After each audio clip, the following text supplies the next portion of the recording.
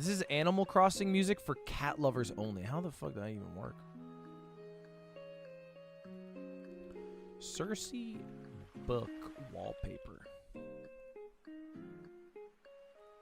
Give me a 1920 by 1080, please. Please. Hello, chats. Hello.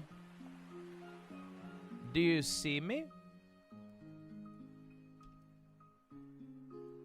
Do you see me? Hello? We meet again? We do. We do, in fact, meet again.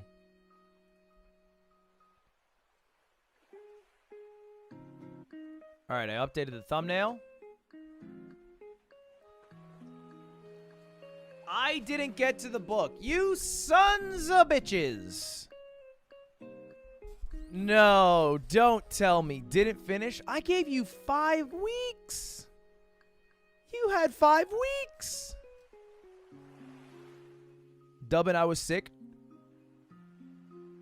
I don't find that to be an excuse not to read. I find that to be a reason to read. Are you kidding me? Sick?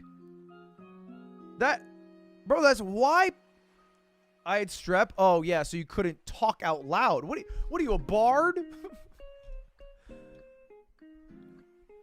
I read this. Dude, no. Don't spark note for this. Look, ultimately, I do this book club because, for one, reading can be good.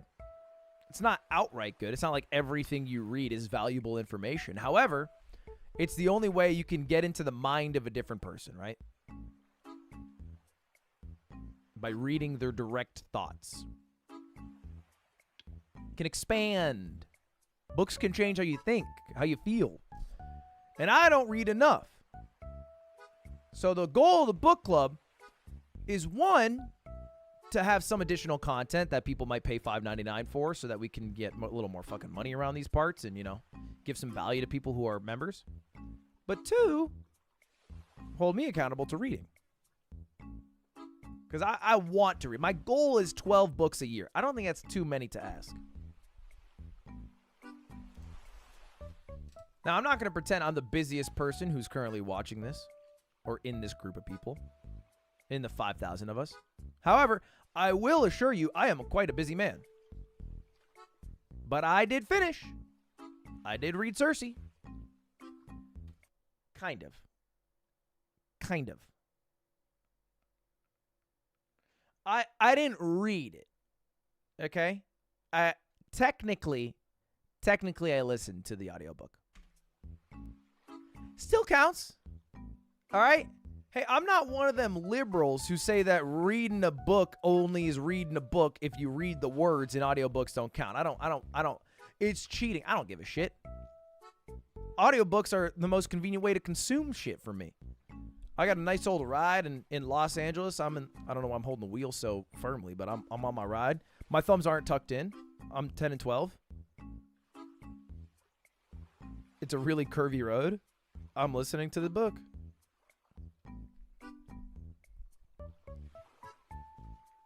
Reading's probably better, but I don't know.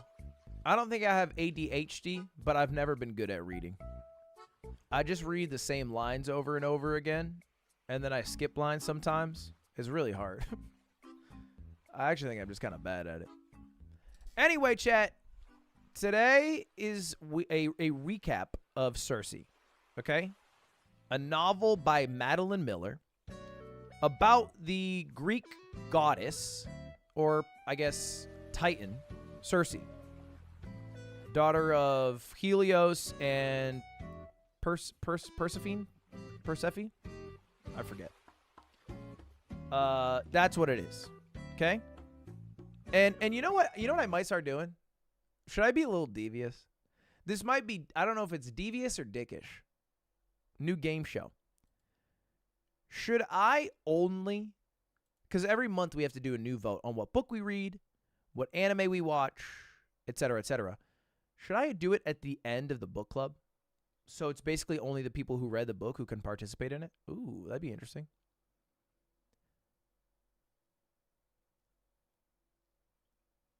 perhaps a bonus reward for the readers. Now, again, anybody's able to vote. That's totally fair. But who gets to suggest what we vote on, I might leave it to you guys. I kind of like that. I might do that. No, you don't have to have read it. You can just stick around and listen to me talk about a book for an hour and then vote. I don't mind about that. But I think I might do that. All right, that's the plan. That's your prize for having read or sticking around for talking about the book. All right, first things first, I got a Quebin. Did you like the book? What would you rate it 1 through 5?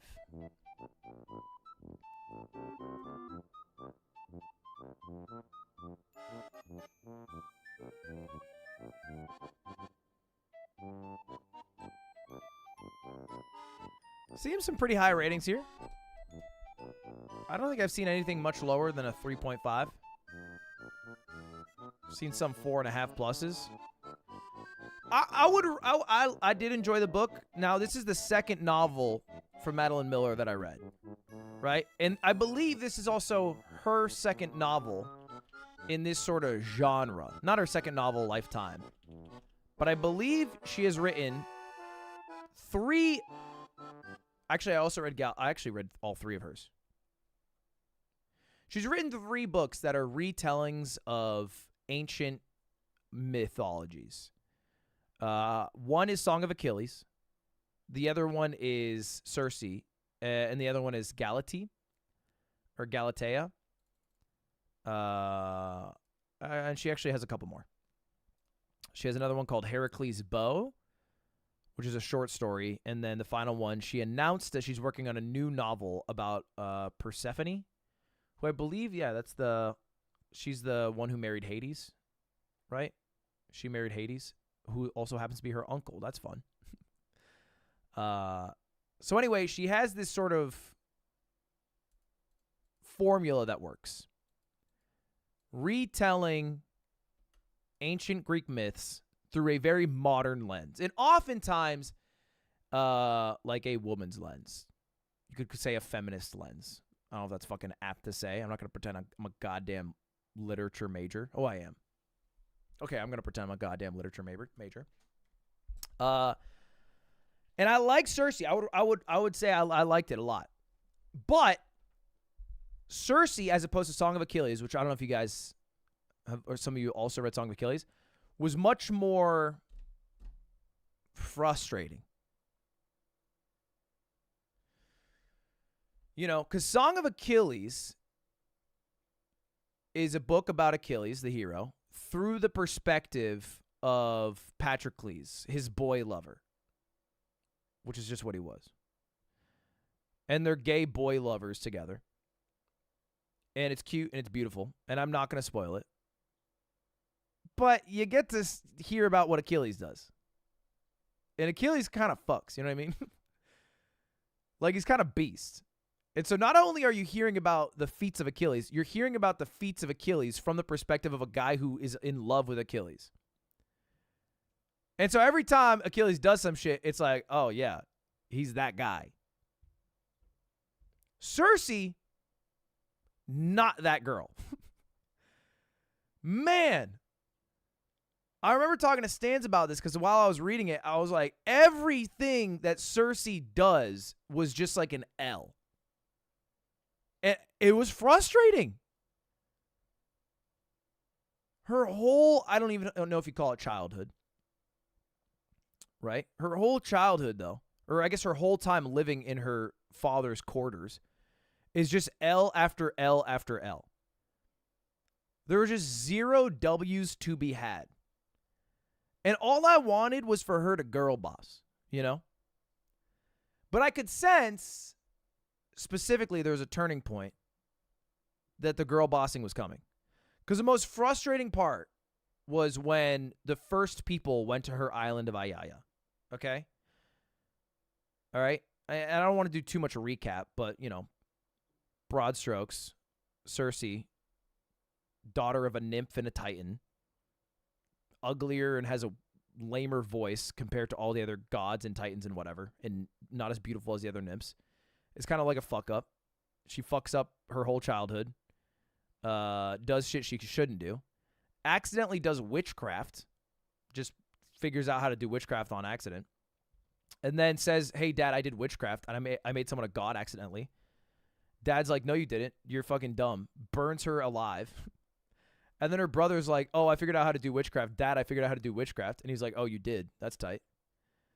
And then for her doing witchcraft in the ways she did it, she gets banished to an island for the rest of eternity. All right? That's the broad strokes. And then on the island, I thought initially, because I didn't know about, like, I read the Odyssey in fucking high school, but I forget most of it. And I generally know that she had some shit to do with Odysseus, but that's about it. But I didn't know that backstory, really. You know? And the monster she created, yeah. Scylla. Spoilers. There will be spoilers. Yeah, she created Scylla, and then she created that god. I forget his name. The guy who she loved, who became a god. But when she went to the island, I was like, okay, here's where she's gonna like learn fucking magic. She's gonna go through her grinding arc. You know, she's gonna come out a goat, do crazy shit. Instead, the first people come to shore, sailors. She feeds them, and then they start to realize that there's no man in the house. And they fucking, you know, not to speak too crassly, but they assault her. And I was so mad. And I understand it's important. But I think it's probably a good thing ultimately. But I was mad that she didn't fucking girl boss. Which basically means, you know, slaughter them all before they hurt her.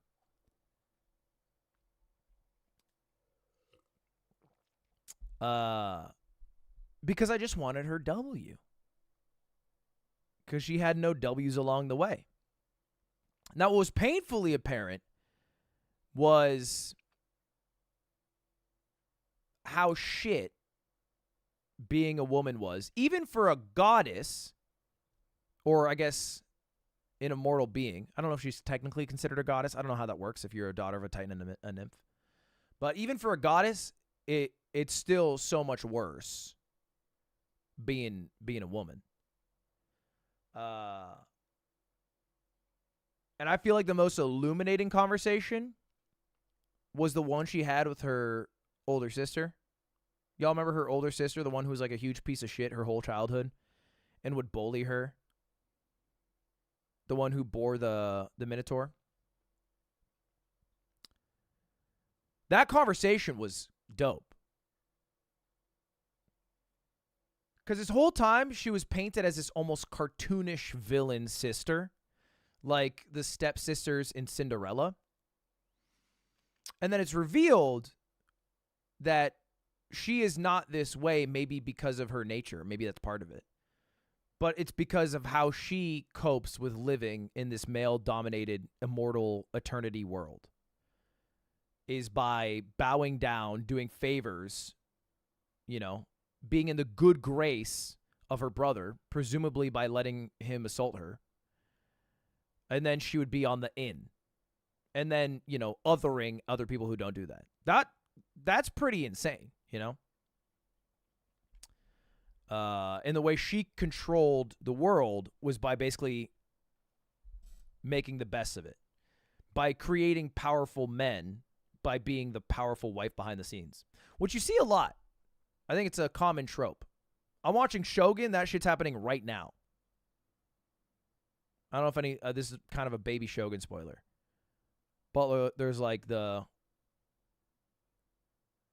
baby mama of the Taito who is controlling everything behind the scenes. It's not really a spoiler. But anyway, I think Circe, Game of Thrones, same kind of thing, right? They're never going to be able to hold the positions of power, but they can do whatever they need to do to be in the good grace of the people who do control power, and then from there gain some power by, you know, maybe manipulating the decisions or whatever. But Circe ain't about that, you know. I think a little too morally upright to be that corrupt. But I did like that convo a lot. One thing I didn't like that bugged me is I feel like there was a switch flipped with her cool brother. What's his name again? He went from like kind of like being a cool brother, kind of smart, kind of wise. Aedes, yeah. Kind of cool, kind of smart, kind of wise, into like kind of an instant piece of shit, which maybe is part of like the corruption of power. You know? It felt very sudden though.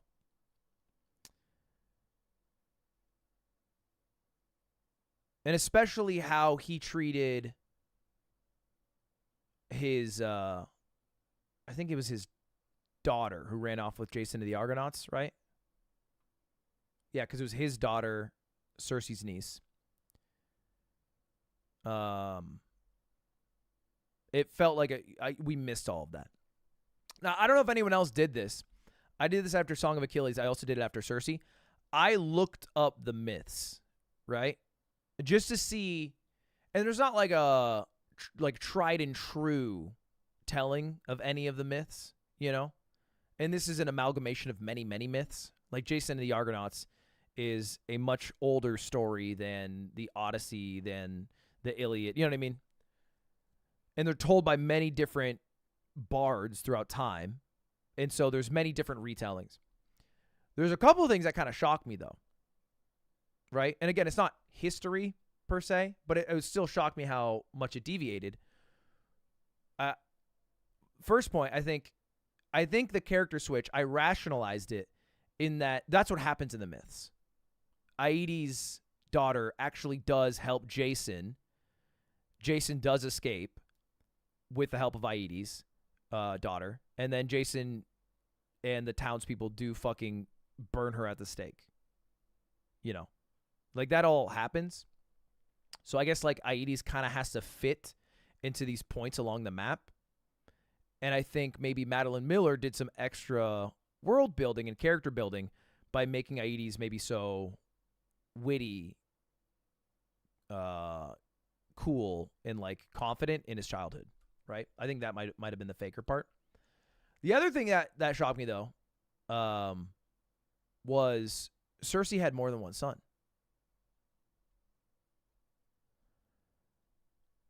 At least according to some accounts.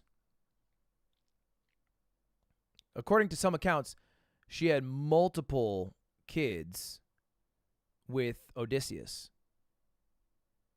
which I feel like is so much different than how she acted, I think, having a single child, right? Because almost all the motivation that she had, and we'll get to the, you know, to Telegamus, but almost all the motivation she had, I felt like was because she had one kid. And because he was an only child, you know, she cared so much extra for this child. But it's also, you know, again, there's many retellings. They're all different. So I don't think the creative liberty of one child is bad. I actually kind of liked it. So anyway, yeah, there's the first moment on Ayaya, and then she starts turning everybody into fucking pigs. And she's girl bossing and working on her spells. And then Odysseus comes to town, and he's kind of the GOAT. I think I've always liked Odysseus. When I was a kid, my mom let me go to Barnes & Noble once for Christmas. I bought 100 Greek myths. And I just liked reading stories about specifically Odysseus, right? Because I think they actually mention it in this novel. But they basically said there was a shift from when kids used to look up to heroes like Achilles and Paris to now looking up to Odysseus, wanting to travel the seas and outwit all opponents or whatever. And I think that's real, right? Because it's harder to relate to someone who is a demigod who is given divine strength and just crushes, as opposed to someone who is second best of the Greeks because of his wit. And I guess he's really good with the bow. I was a Percy Jackson kid, that's true. Which is why I wanted the Greek myths, yeah. This is kind of Percy Jackson for adults, huh?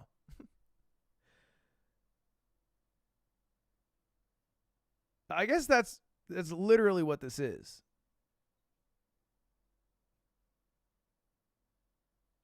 It's like if Percy Jackson wasn't a shonen and written by, for adults. Yeah, that's that. Oh, wow, it is that.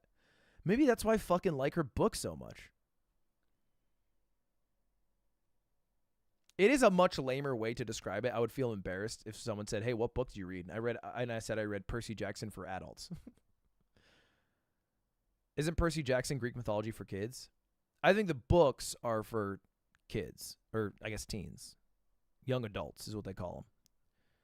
But I don't think the myths are... I guess they're probably tamed down to some degree. Because Greek mythology is kind of crazy, right? Now, there's a few characters who throughout it all, I think I retained in my head as like GOAT status. I felt like morally they were always on top. They did the right actions, you know.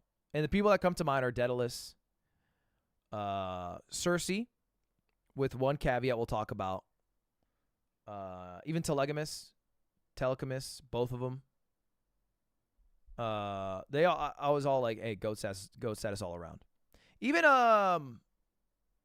what's his name? Wife of Odysseus. I'm blanking on her name. Penelope. Also great. Yeah, and Prometheus. I think those were kind of the GOAT cast. There's one thing that bothered me about Circe, and I know this is me putting my modern societal lens onto Greek myths, but I couldn't super get over the fact, and we're skipping ahead a bit, that she had sex with Odysseus, wanted Odysseus to be her lifelong lover, had a kid with him, and then married her kid's stepbrother. It's a little weird. It was kind of hard for me to be like, yeah, fuck yeah. Go chase the love of your life. I was like, ooh. That's okay. Sure, you know. But, you know, that's Greek myth shit, right? And they have, I mean, look, Madeline Miller, although she's taking many, many, many creative liberties, I think ultimately there are some truths to these myths that she has to abide by.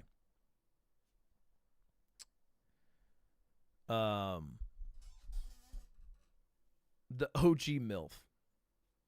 So anyway, yeah, Odysseus comes to town. He eventually has to leave. I liked showing the weakness in Odysseus. Because what I know of Odysseus is from the Odyssey, which is kind of like he always figures it out. He kind of always beasts that shit. But what I think is very cool is what happens to a legend after they're done being a legend. A living legend, if you will. Which is something that happens quite often, like in modern world, right?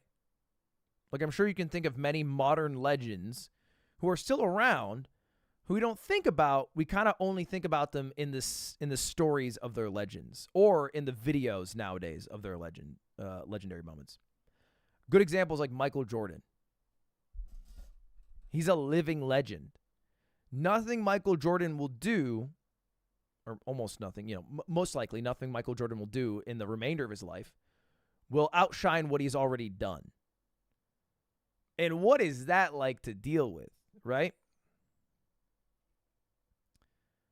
Shannon Sharp. I don't think Shannon Sharp's a good example because I think he's actually having quite a successful moment as a creator. But there's a lot of, I think that in sports, in fighting that happens. I think Mike Tyson has talked about this, about the loss of his strength and his skill and how he suffers from that. And, you know, in some ways, it's kind of sad that Mike Tyson is doing a fight against Jake Paul. That is kind of, it's a relative fall from grace. You know, it's not as bad as Odysseus' fall from grace, where he was going to random islands and, you know, either bearing random children and then coming home beating the shit out of random people. But it's kind of sad. And I think about this sometimes because, man, this will be me at some point.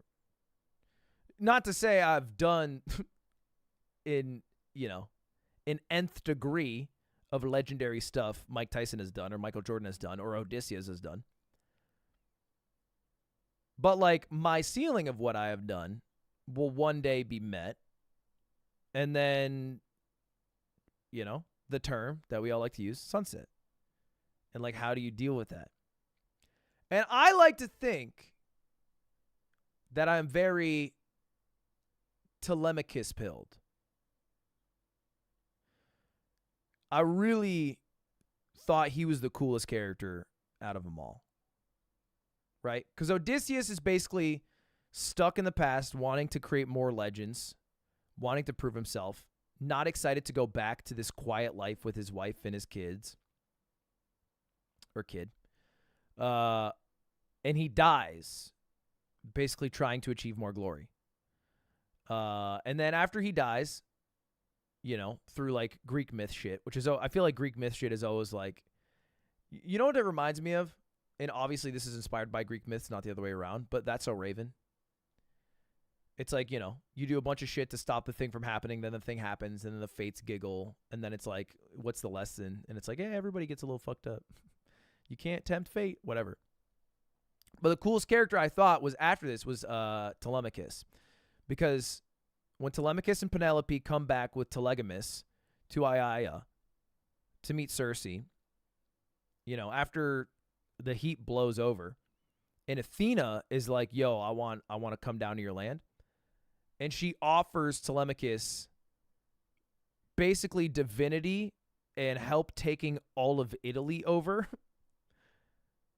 He says no. Which I thought was beast. You know? And I can confidently say that I wouldn't have said no. I'm not that Chad-like. Not only did he say no, he said no, then he was mad at the girl he liked for thinking he might say yes to that. That's how no he was.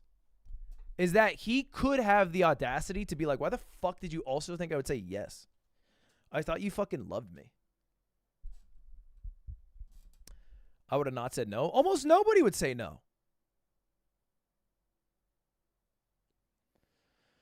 And I think about it because I talk a lot about retiring from streaming, right? And what do I say? I usually say, hey, I want to become a baker. And in a way, I guess this is my no. You know, I don't have a fucking God who's going to help me become the biggest YouTuber on earth. But I'm curious, when push comes to shove, will I actually be able to bake bread? Or will I bake bread for a bit and then want to break back into making content? Maybe related to, or maybe not. And I don't know the answer to this. But this novel got me thinking about it. Is, can I say no? Or is the desire for, you know, I guess modern day glory, fame, clout, whatever the fuck, greater than the desire for a simple, repeatable, you know, honest life?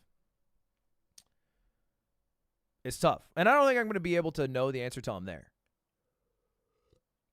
Athena's going to help you become the biggest streamer. I'm down. Athena, it's a yes for me. No. So that's why I think Telemachus is the coolest character. Is that moment right there. And I mean that moment was clearly very profound because I think it leads us to like the apex of the novel with Circe.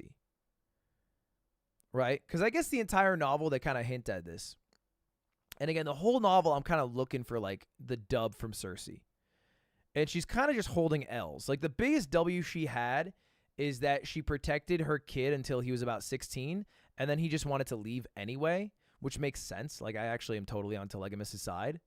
And then she tries to protect him more and then accidentally kills the love of her life. You know.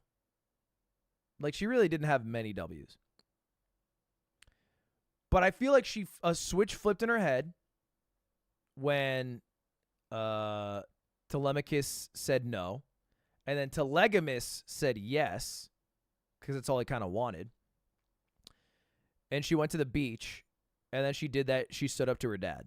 That I think that was probably the most beast shit. She basically tried to, you know, cross every T, dot every I. But, like, you spend, I think it's, you know, almost a 400-page book, 380 pages watching the L's gather up, and then 20 pages of, catharsis in unwinding the L's. Like, I think almost all her W's are situated in the final 5%. And it was basically at that point she realized that, hey, she can just kind of, you know, do what she wants to do.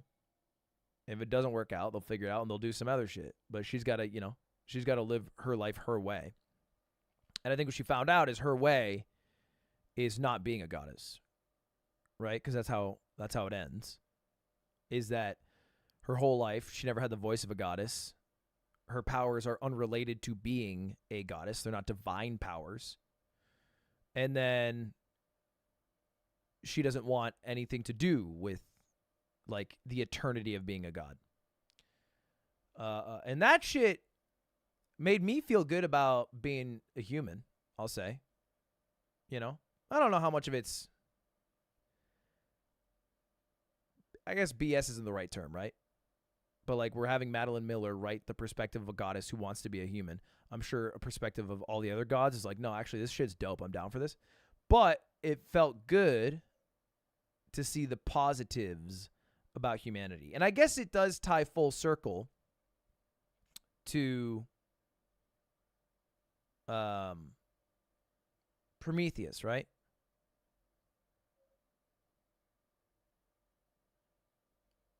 Like having basically given humanity this thing to fight for. And ultimately, Prometheus is the one who gave Circe, like, her out. Because presumably, if he doesn't do that, at least in the lore of this universe, she never desires to be a human, because human society doesn't exist. So I thought that was cool. And I liked the catharsis of her standing up to her dad, her killing Scylla, which in my mind was, like, weirdly harder than it had to be. Maybe I'm fucking dumb as shit. But I'm listening to the Scylla part, and she has all, like, the 12 rams and then her poison in the fucking mug. And I'm like, bro, just throw the spear. Come on. Step up. Put your shoulder into it. That shit one-hit KOs. You're good. You have the odd job hat. Don't overthink it. The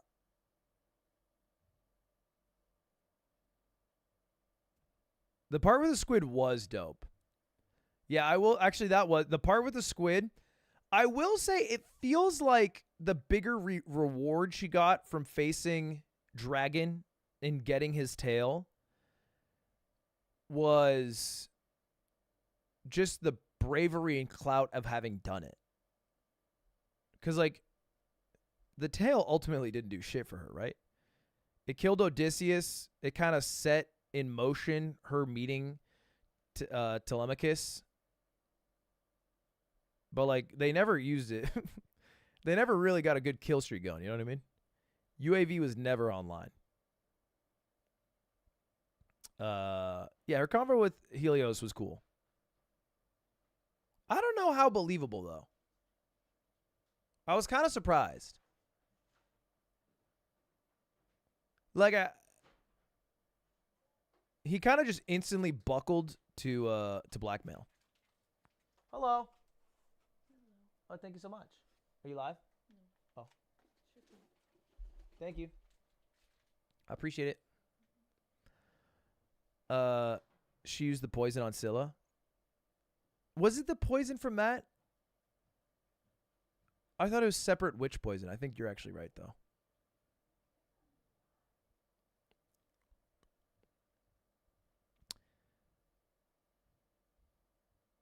Yeah, I think you're right.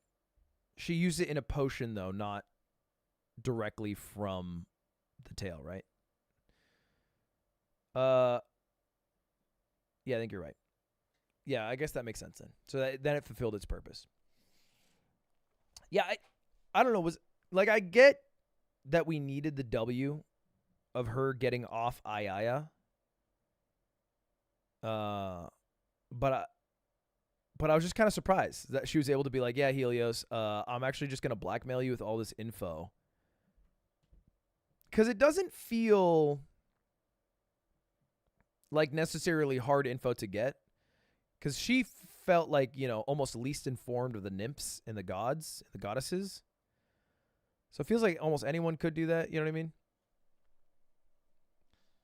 I guess maybe she just had the cojones to do it.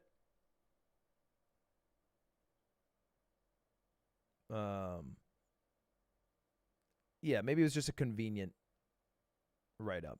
But it was nice that she stood up to him. Yeah, I like that.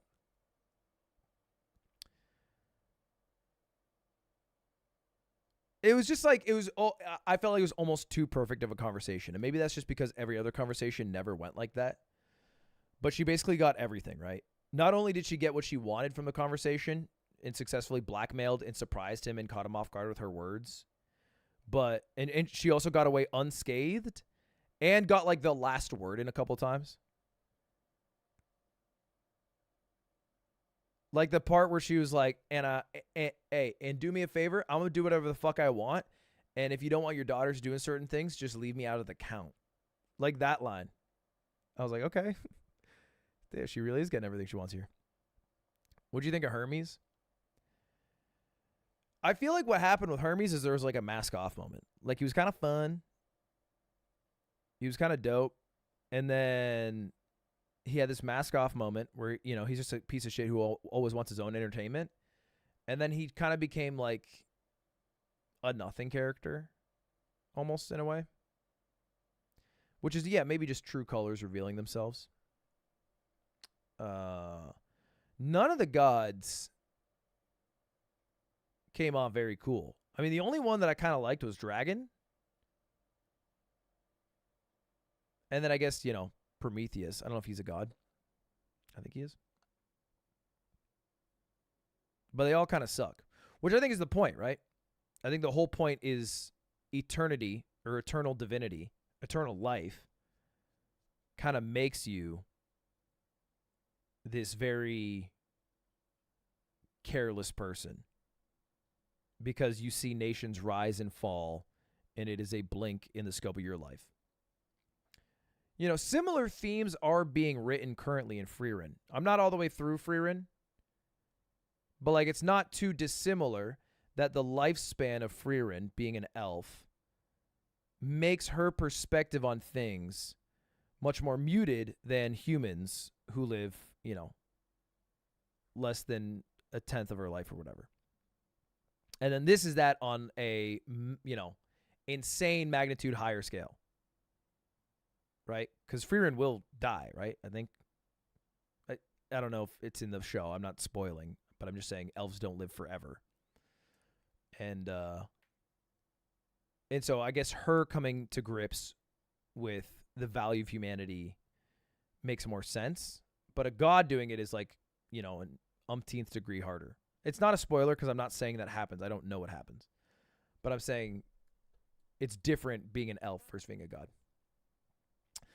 I think that men in this book tend to reveal in different ways. That patriarchal oppression assert control over Circe, and women in general, Hermes, Odysseus, Helios, Aedes, all have their different ways. Yeah. But it's also true that, like, I think one of the cooler characters is actually Penelope. I think she's kind of beast, and she's able to, I feel like she's like one of the smartest characters that we ran into. And maybe not in like the flashy wit of like Odysseus, but like in a reading of a situation and how to best deal with it.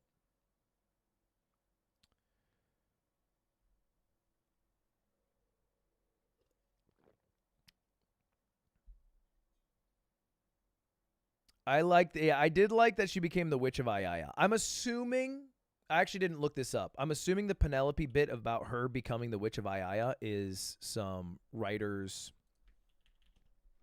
like that's some Madeline Miller exclusive shit. But maybe that's wrong.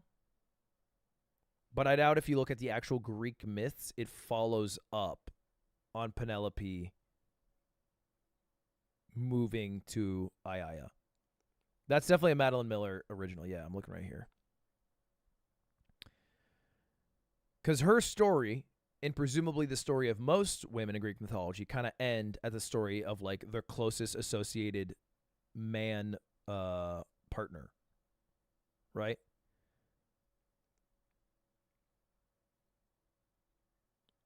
So like literally in this, the end of Penelope's story is the end of Odysseus' story. We don't know what we're reading next, though. We're still talking about this.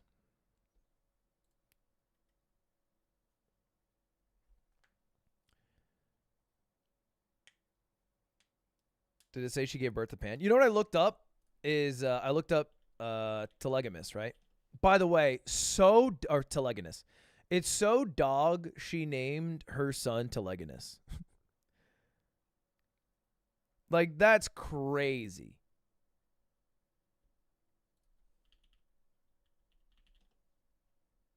You can't have a Telemachus running around and then you're the homewrecker and you name your kid Telegonus. Like, that's fucking crazy.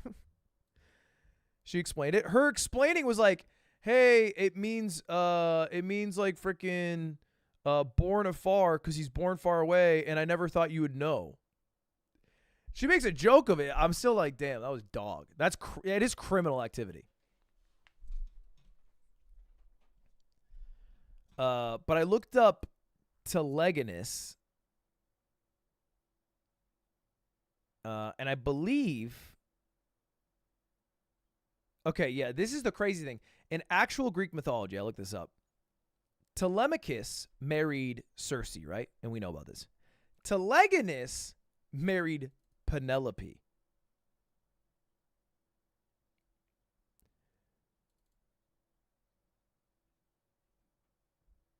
Isn't that's some Oedipus shit for sure. They did a trade, yeah. I'm kind of happy they didn't do it. It'd be kind of like, I feel like it'd be turning into like a Sword Art Online, season 3 situation. If they're like, oh fuck, we're all on the island together and Odysseus is dead. What should we do? And it's like, what if I fuck your son and you fuck my son? It's like, whoa, what the fuck is happening?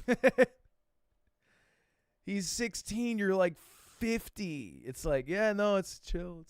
I'm really good at the loom. People like that.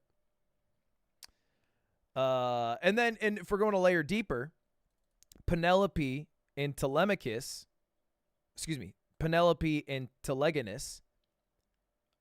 give birth to Italus, who people think might be the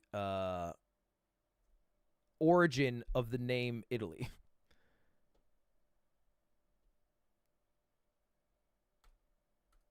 Which, just a little fun one. That's just a little fun one for the fans. They made Italy, yeah.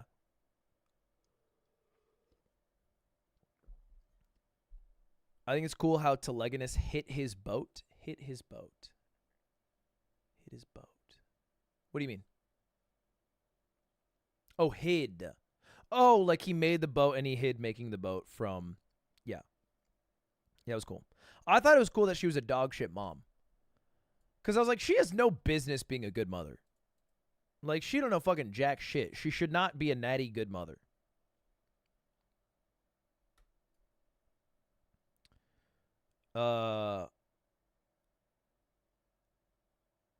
Anyway, I think the main difference, I liked this novel. I liked it less than the Song of Achilles.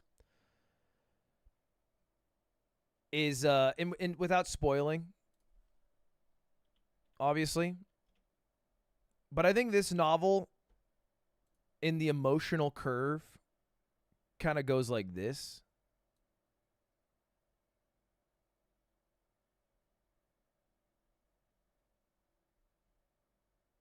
You know? Like in the how it makes you feel bad, maybe happy for a bit, bad, and then like at the very end it kind of gives it all back to you. Song of Achilles is kind of like this.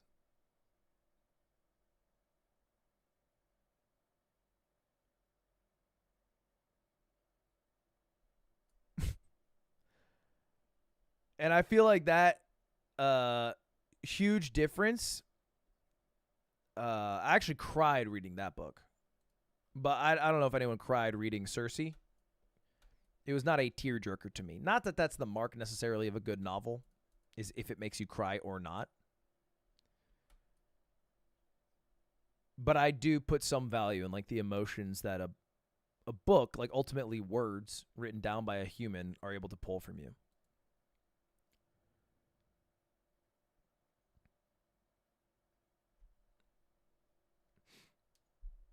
Um,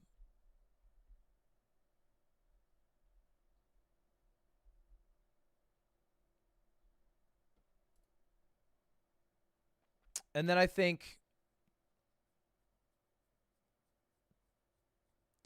just having to have had just having to have covered the entire lifespan of Circe meant that a lot of characters came and went. So the only character I feel like I could truly like, you know, I think a couple people asked what my favorite character was. I think Telemachus was dope, but like, how much of the book is he actually in? It's not much. It's like a quarter of it, maybe.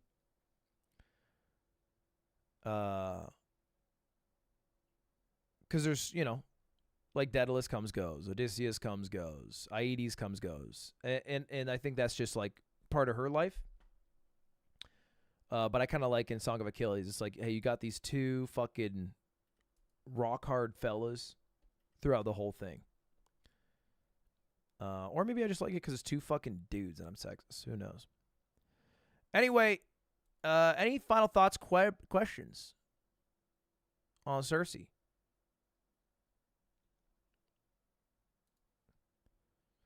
If I cried, I would lose my street cred instantly. At Cletus, you are watching a Ludwig review a book. You have never had any street cred. No, I think it's beast to cry reading a book. What do you mean? Think about that, bro. Somebody had a thought, and they wrote that thought down, and you read that thought, and it made you cry. That's kind of sick. Because, like, you know, anime, movie, TV shows, they can get tears, but they use some devious tricks, you know? They'll crescendo a sad song that they only play in sad moments, and then maybe even flashback to sadder parts to, like, fucking keep pounding it in until eventually they might break you. But like a book, they don't have that second sort of audio. Even the audio book, it's not like when you're listening to it, they start playing fucking. Like imagine you're listening to Circe and they start talking about the guys in the boat in this place. They don't do that. You're just listening to the words. When Circe was fighting with her son, we only see the mirror of our own faults. There were a lot of banger lines, which actually do slip my mind right now. I'd love to look them up.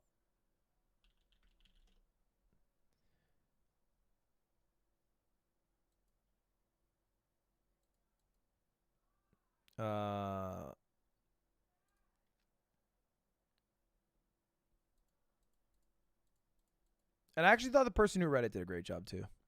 I don't know if there's any audiobook Andies who agree. Best lines from Circe.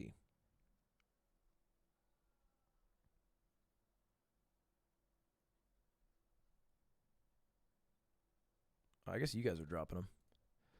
as it turned out, I did kill pigs that night after all. Yeah, that's true. I guess it feels good, right? It's your first little gasp of breath after everything goes fucking horrible. Do you use Audible? No, I use Apple Books. What speed do you put audiobooks on? Never higher than 1.5. The part where she got taken advantage of got me close to crying. I feel like I was more frustrated. I mean, I was definitely sad, but I think it was like, I was like, fuck, I just wish she had stopped it, done something. I stood beside my father's light. I had held Aedes in my arms, and my bed was heaped with blankets woven by immortal hands. But it was not until the moment that I think I had been. It was not until that moment that I think I'd been warm. Yeah, she does some lovely writing. She writes sex good too. I don't think there's much sex in this one. I think they kind of skirted around it. But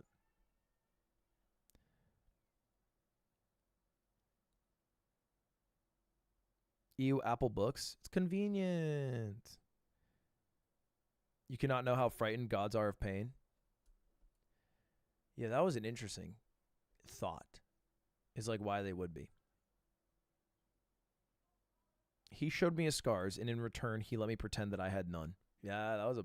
I do feel like she was cooking a bit.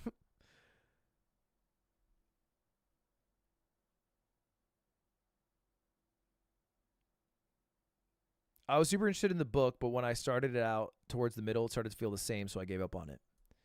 Well, I think when you're saying it felt the same, you're just not happy at the pace Circe was progressing. But I don't think it was until she met a mortal, or I guess I feel like it wasn't, because like she spent most of the fucking time trying to like come to grips with immortality, I think, to some degree, and then being a god and what it means to be a god and hang out with other gods. And so it was not quick for her to figure out that, like, hey, she actually just hates that fucking part. And she likes mortality. So I think it pays off. It just takes a little longer. They don't give you the cookie right away.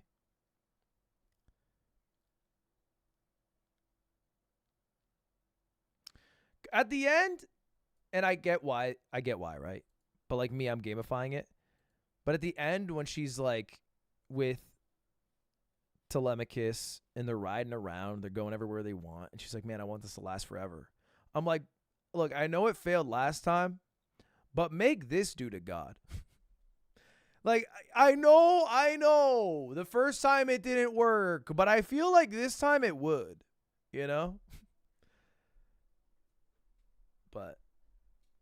But like, I think it's much sweeter that she became immortal rather than making him a god, right? Although she could have made her son a god. He might have wanted that. Not making Telemachus a god, I think he would have said no to it, obviously, because he said no to Athena. But Telegonus, if she was like, yo, you want godhood, by the way, like before you go to Italy and I never see you again? I'm sure he'd be like, oh, yeah. Oh, no, big time.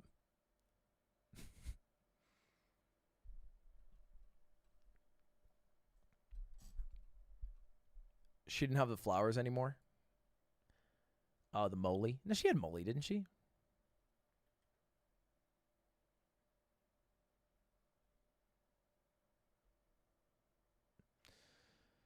Well,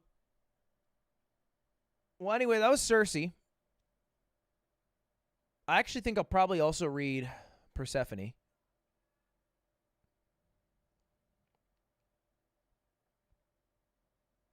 The question now, chat, is what do we read next month?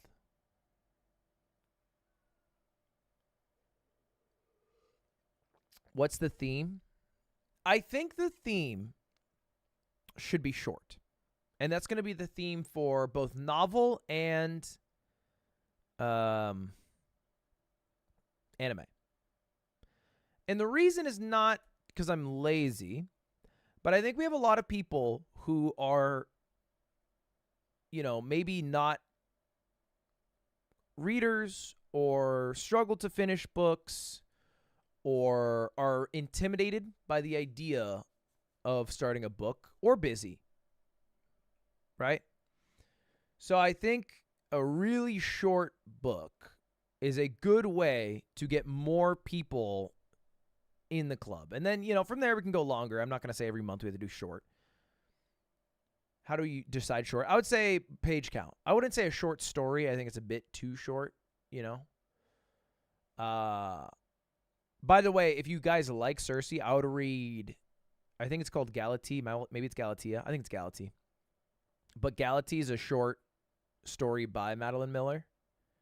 You can fucking find it in a PDF. It'd take you maybe an hour to read. Maybe not even like half an hour. That's a good story. Is 300 pages short? I would say sub 300. Sub 300. So, okay, here it is. For our book, and you can start thinking of suggestions for both. For our book, it needs to be sub 300 pages. Circe was about 393, I want to say. Actually, I have it right here somewhere. Circe was 380 something. 385. Yeah. So 100 pages less than that. Any theme, that's it. Short. And same with the anime. The anime has to be 12 episodes or less. 12 episodes or less for the anime. 299 pages or less for the book. Give me suggestions, folks. Suggestions. Before the coffee gets cold. I think I read that. That's about the time traveling. Yeah. Toshikazu. Yeah, I read that one.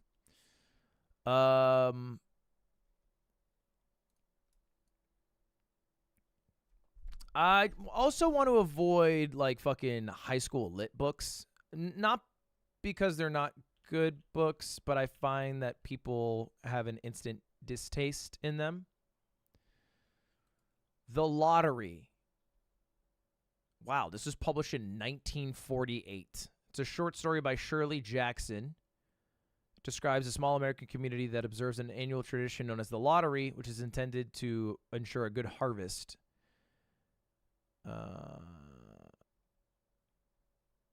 Okay. All right. The Lottery. It's a bit short. I would say 150 to 250 is kind of our, maybe 200 to 250 is maybe our fucking dream.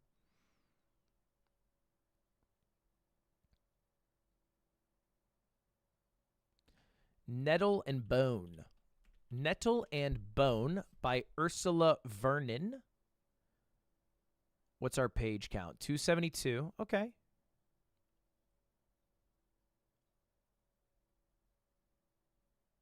I got Nettle and Bone. It's a fantasy novel.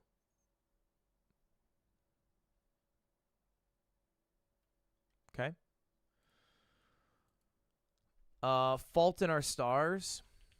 Is that book really less than 300 pages? Fault in Our Stars. John Green. That's over 300.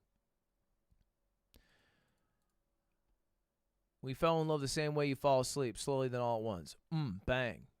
That is a little long. I Am Legend. Ooh, like the movie. It's written by Richard Matheson. It's 160 pages. They made a whole ass movie about this? Okay. Catch 22 is way too long. Way too long. 3 Body Problems, also way too long. Brave New World. I've read Crying in H Mart already. Brave New World is okay. We are really doing some 1930s sci-fi, right? Is this? Not to say it's bad.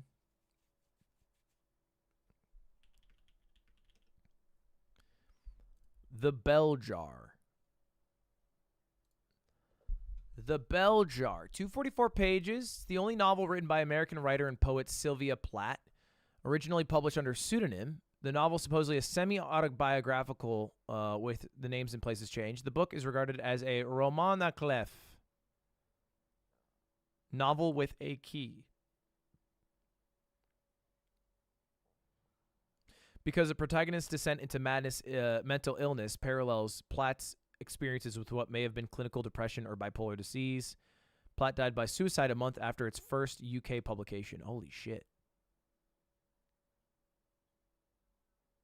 Whew.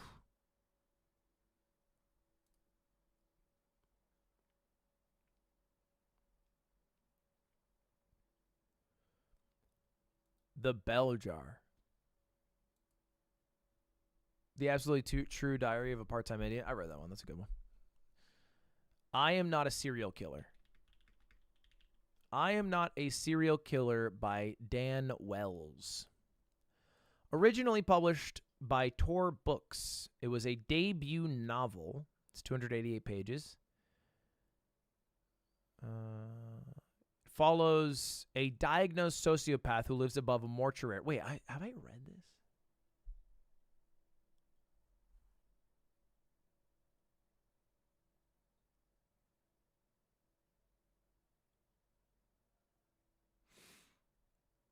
I don't think I have. There's a filmed adaptation.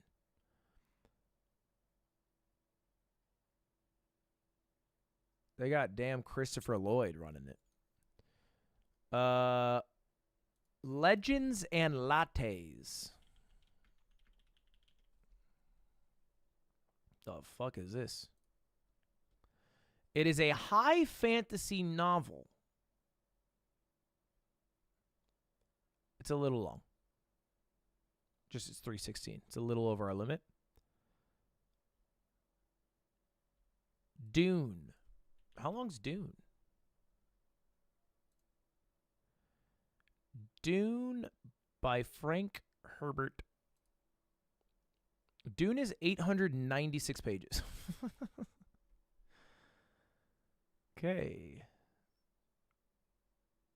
Let's chill on that one.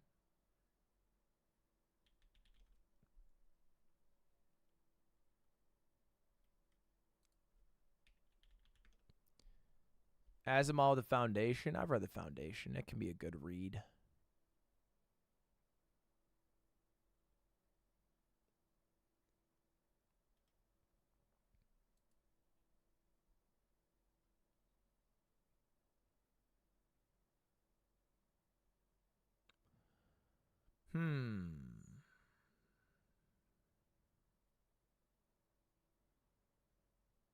We could read a bunch of Franz Kafka. We'd probably have to go through a few. I think they're quite short. We'd be getting very in the weeds of it.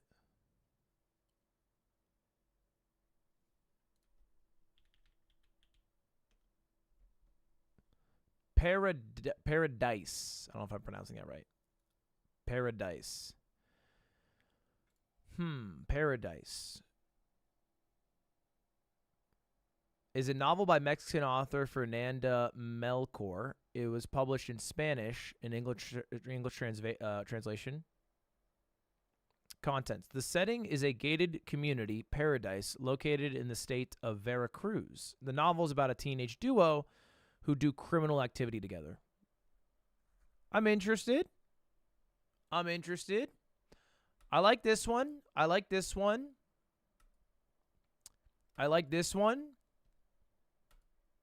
That sounds boring. Two teenagers doing crime sounds boring. What happened to our youth?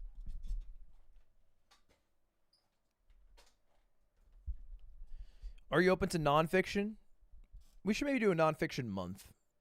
But I read a lot of nonfiction. I'm certainly open to it. All right, guys. Nettle and Bone or I Am Legend? Can you span which one you prefer of the two? I'm almost indifferent.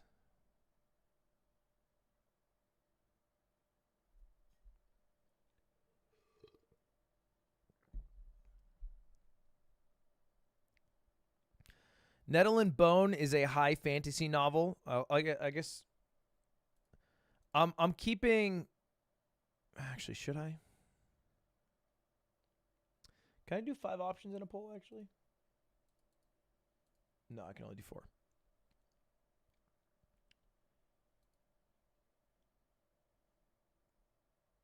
Books with movies should be banned.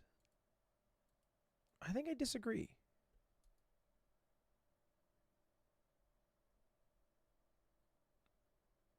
I think it can be very fun to read a book then watch a movie after.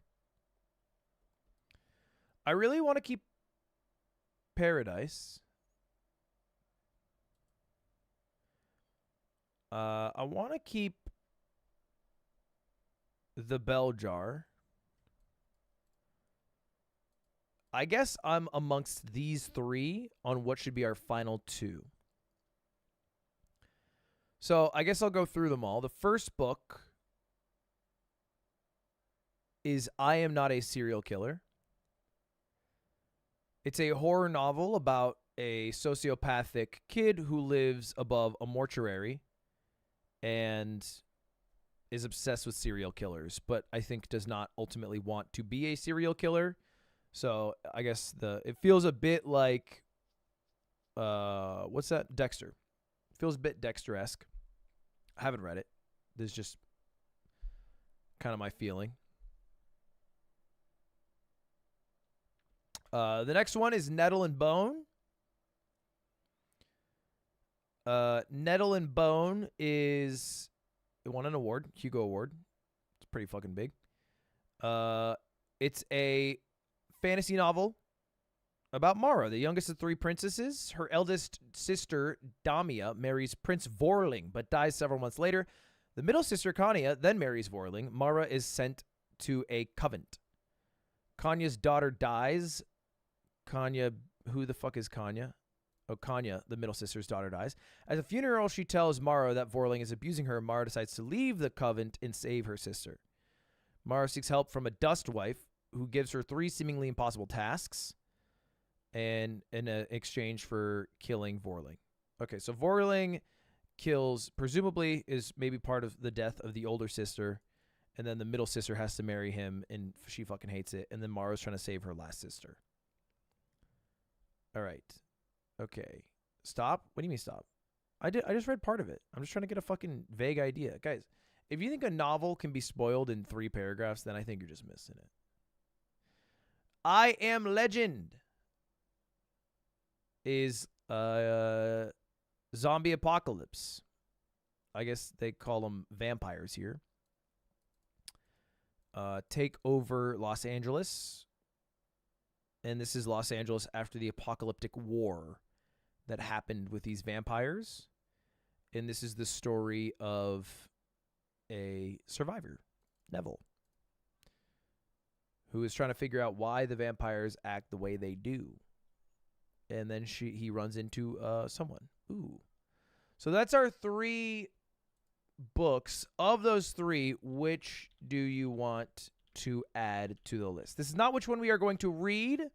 This is which 2 we're going to add to the list. So vote for the one you want to keep, not kick. Keep, not kick. Do not vote for the one you want to kick. The one you want to keep. The one you like.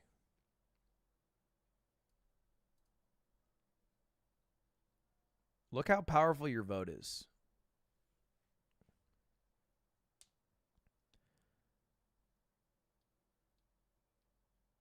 If you have not voted, please vote. I would appreciate it.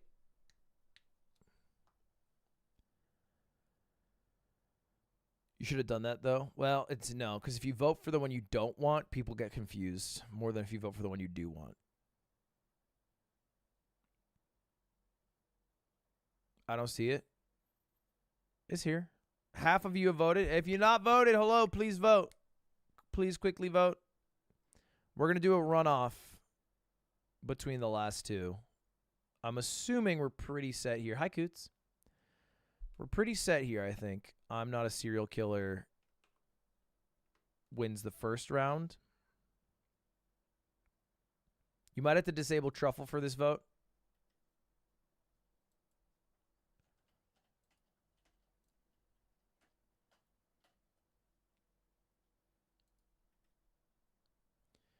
All right. We're going to lock it in. I'm going to run another poll. Which do you want to keep? Nettle and Bone or I Am Legend? Just close out a Truffle for a moment and give me a quick vote.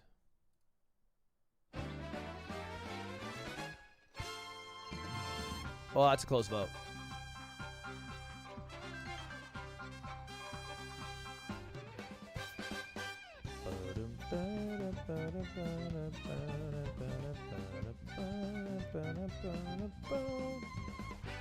Woo!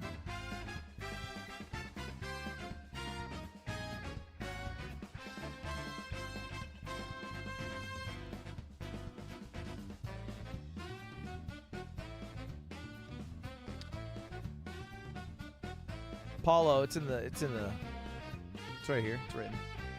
I wrote it. Ow! Oh, shit. Don't scratch the back of my chair. Hi. I'll pet you, bro.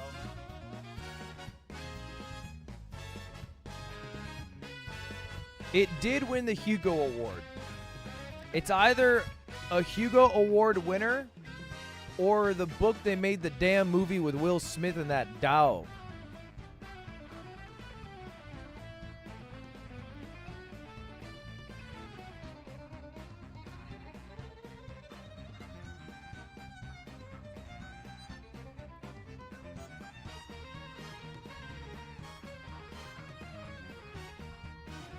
This is close.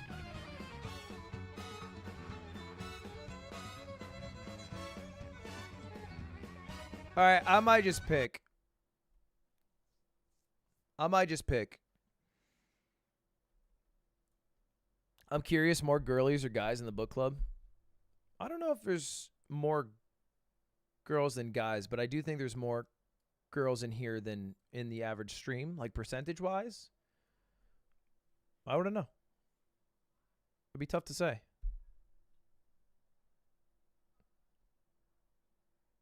I might just pick here.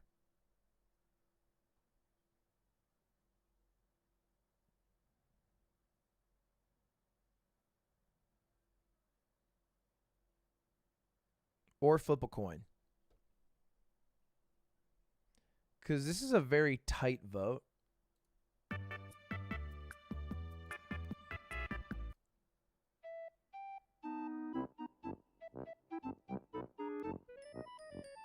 I Am Legend is 5 votes ahead. Yeah, it feels weird to cut out a novel based off 5 votes.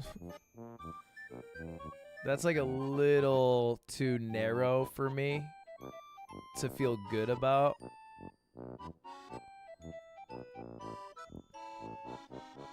Huh.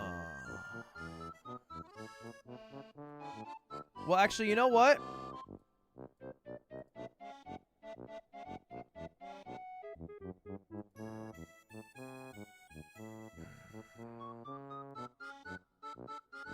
Let me throw the bell jar in. The bell jar into a vote, I mean.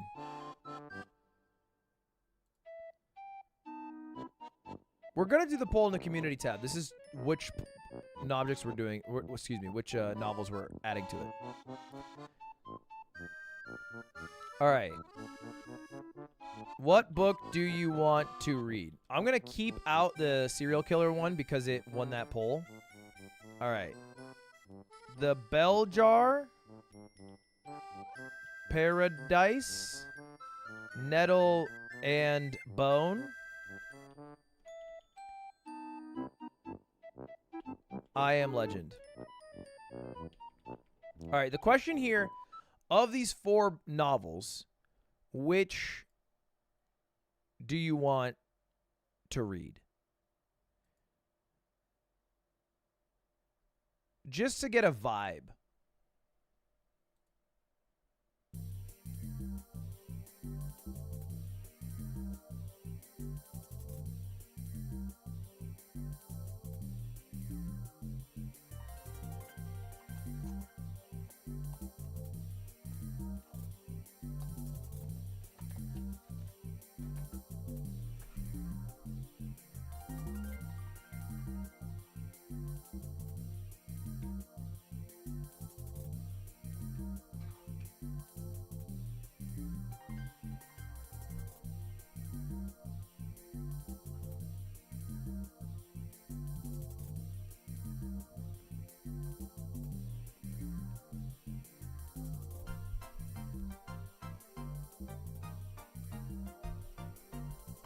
Belljar seems to have the least interest.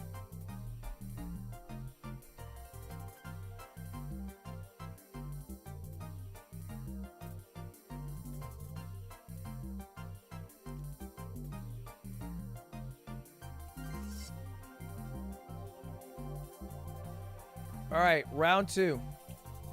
Round 2. The Belljar, Nettle, and Bone.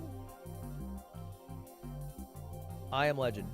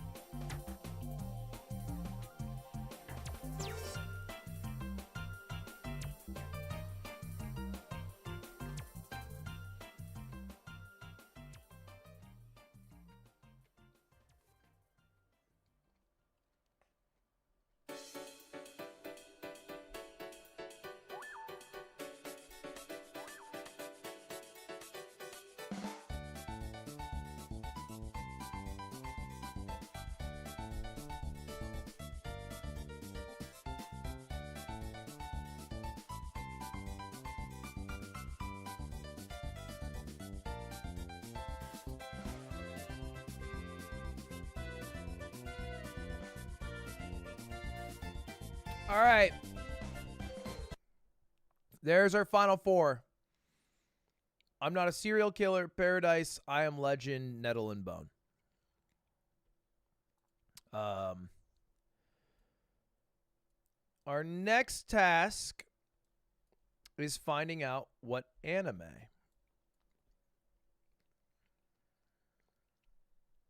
Or maybe I should do the anime club and then do it after that.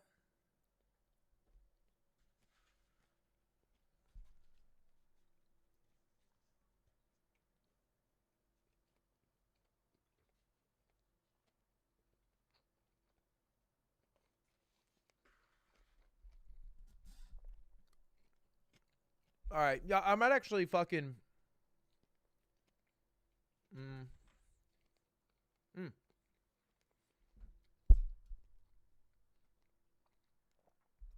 I might try to fucking rip through Freerin tonight. I think that's my game plan. All right, let me do that so I can hopefully go live maybe this Sunday and do Anime Club then. What app are you on? I fell asleep on the last one, so I forget. It's maybe 12? 12, I think. I'm a little bit further through it, but man, 28 episodes. That's a lot. Do anime movies count? Certainly. Yeah, I mean, we could do a movie month, Maybe that's the call. Maybe we do a movie month, and then that's actually not a bad idea. That way, it'd be a lot less expectation. I've always wanted to watch quite a few of them. Perfect Blue, I think is what it's called. I'd love to rewatch Akira.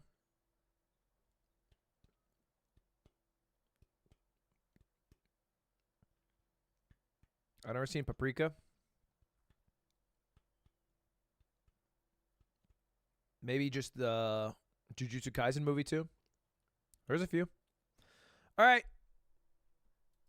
Chat, I'm out. Thank you very much for hanging out. Appreciate it. Thank you for reading the book. We will do the poll for the book. I'll put it up probably tonight. I'm just going to go to the bathroom and rip it. Because I think it's better for us to know our book sooner rather than later. So, anyway, hope you all have a good night. See you later. Goodbye. Goodbye, y'all. Goodbye. See you later. Goodbye. Goodbye. Oh my God, stream ends during the fade out. This never happened before.